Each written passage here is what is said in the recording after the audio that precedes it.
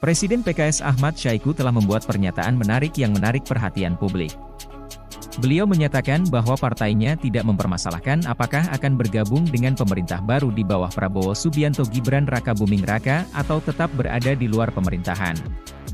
Keputusan ini nampaknya akan menjadi salah satu keputusan politik yang sangat penting dan strategis bagi PKS.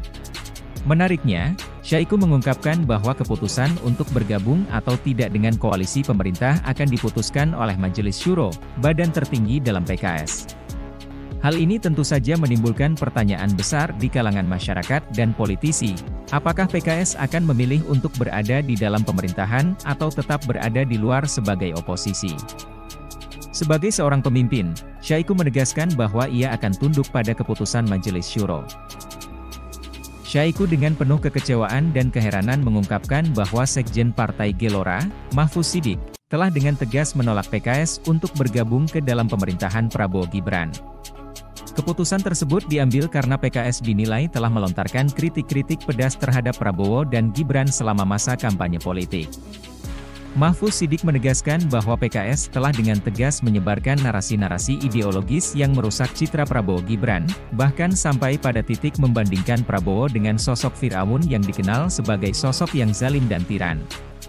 Tak hanya itu, PKS juga dituduh menggunakan narasi yang berpotensi memecah belah masyarakat, menciptakan ketidakharmonisan di tengah-tengah bangsa yang seharusnya bersatu untuk mencapai kemajuan bersama.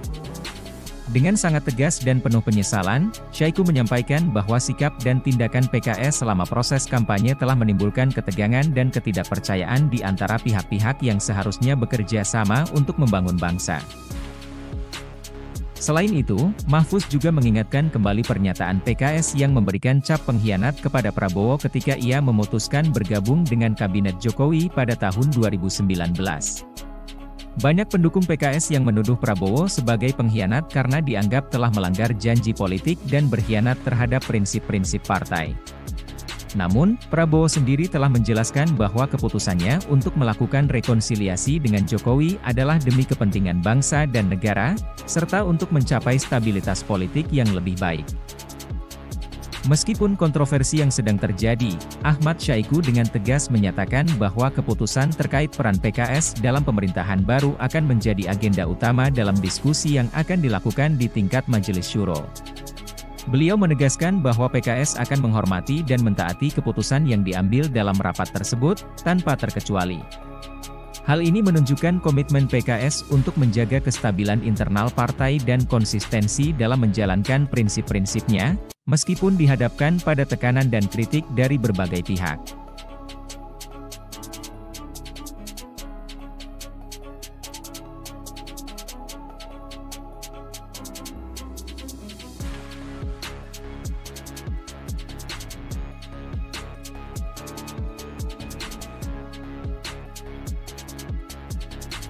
Bagi kami nggak masalah, di luar, di dalam, kami punya pengalaman tersendiri ya.